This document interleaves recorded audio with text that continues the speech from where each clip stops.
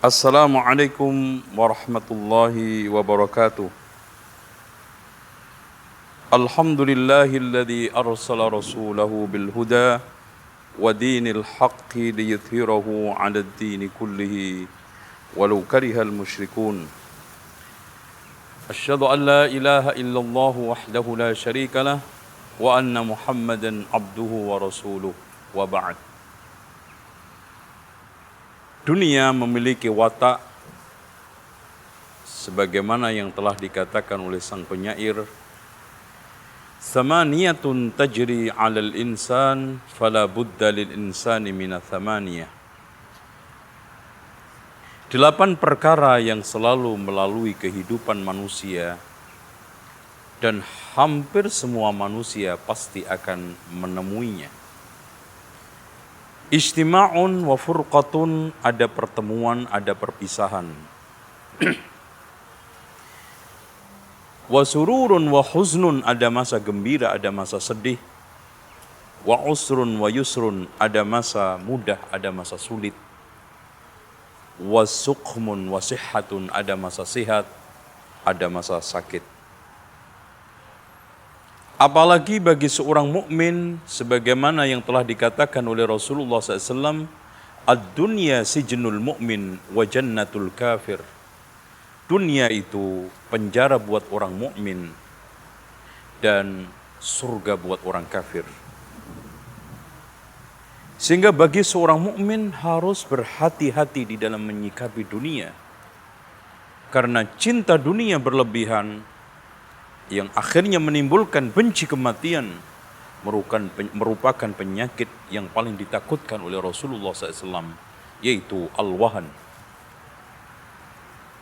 Oleh karena itu Rasulullah SAW mengingatkan kepada kita semua, kun fid dunya ka'annaka gharibun aw 'abiru sabil.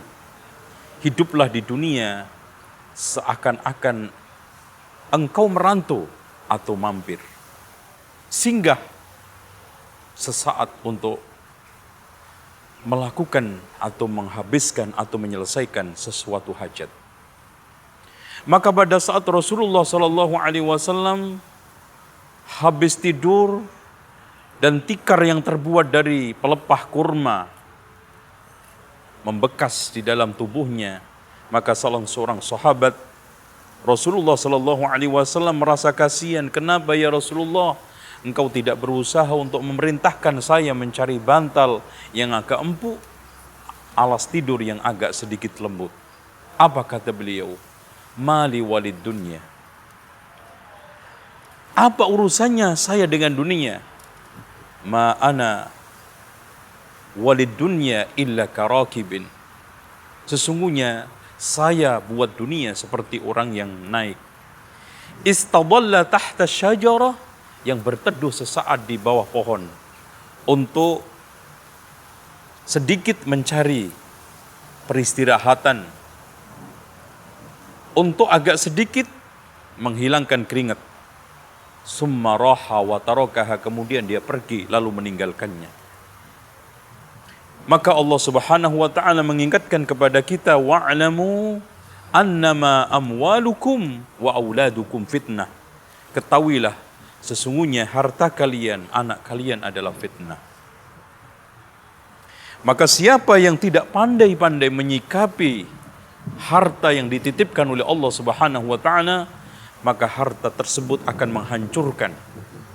Lihat, perhatikan firman Allah Subhanahu wa taala, bagaimana harta itu membentuk sikap yang jelek, membentuk watak yang dimurka oleh Allah. Kalla innal insana la yadgha ar-ra'ahu istaghna. Sungguh manusia itu cenderung melampaui batas ketika melihat dirinya merasa kaya,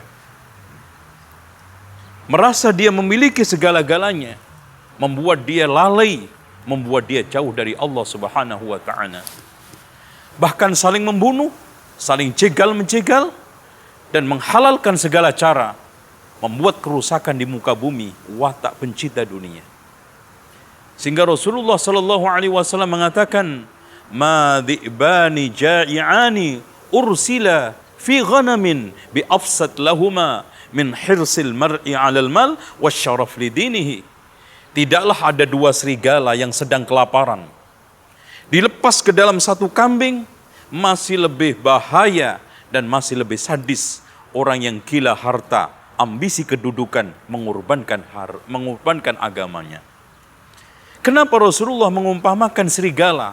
Karena di antara sekian hewan buas yang paling sadis adalah serigala. Karena ketika memangsa mangsanya langsung dimakan hidup-hidup. Bagaimana sekarang dua serigala yang sedang kelaparan berebut satu kambing? Subhanallah, sangat dahsyat, sangat mengerikan. Tapi ternyata masih lebih mengerikan, sangat dahsyat orang yang gila harta, ambisi kedudukan, mengorbankan agamanya. Dengan demikian, Rasulullah SAW pernah menggambarkan betapa hinanya satu kehidupan dunia ini. Pernah Rasulullah menawarkan sahabat, wahai sahabatku, adakah di antara kalian yang mau memanfaatkan kambing kudisen kurus yang bangkai ini? Ya Rasulullah, tidak ada satupun yang mau. Apa kata Rasulullah SAW?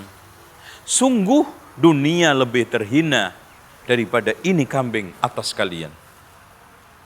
Dengan demikian, apa yang dikatakan oleh Yahya bin Mu'ad. Sesungguhnya dunia ini seperti kalajengking. Kalau kamu tidak pinter-pinter menjampi, tidak pinter-pinter melakukan ruqyah, jangan coba memegangnya.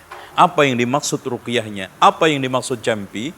Ambillah dengan cara yang halal dan tunaikan haknya.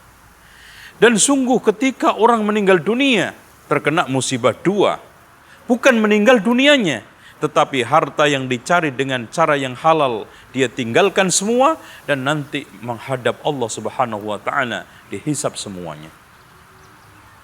Dengan demikian mudah-mudahan Allah Subhanahu wa taala menjadikan kita sebagai orang yang memanfaatkan dunia pada tempatnya sesuai dengan arahan Allah, wabtaghi fima atakallahu daral akhirah wala tansa nasibaka minad dunya. Carilah kehidupan akhirat dengan keduniaan kamu, berarti dunia sarana tujuan adalah akhirat, tapi kita tidak mengapa untuk menikmatinya. Dan kita akan bisa beri kesimpulan, dunia adalah sarana tujuan kita akhirat. Jangan sampai kita balik, dunia menjadi tujuan kita, akhirat hanya menjadi sarana, maka akan hancur menghancurkan. Dan kita akan kembali kepada Allah Subhanahu wa ta'ala dalam keadaan merugi. Wal asri innal insana lafi khusr. Illa alladhina amanu wa amilus salihat wa tawasaw bil haqqi wa tawasaw bis sabr. Demikian mudah-mudahan apa yang telah saya sampaikan ini bermanfaat. Dan cinta dunia seperti minum air garam yang tidak pernah ada puasnya. Mengejarnya seperti berenang di danau buaya, pasti sangat berbahaya. Bukan malah kita itu menerkam tapi diterkam. Orang yang mencarinya seperti mengejar binatang buas. Oleh karena itu rakus dan rakus. Sehingga sampai dikatakan oleh Rasulullah SAW, kalau seandainya manusia memiliki dua lembah, maka akan berangan-angan memiliki yang ketiganya dan tidak puas sebelum masuk ke tanah kuburan dan mulutnya dimasuki oleh tanah kuburan. Aqulu qawli hadza wastaghfirullaha li wa lakum wastaghfirullahal azim innallaha huwal ghafurur rahim. Wassalamu alaikum warahmatullahi wabarakatuh.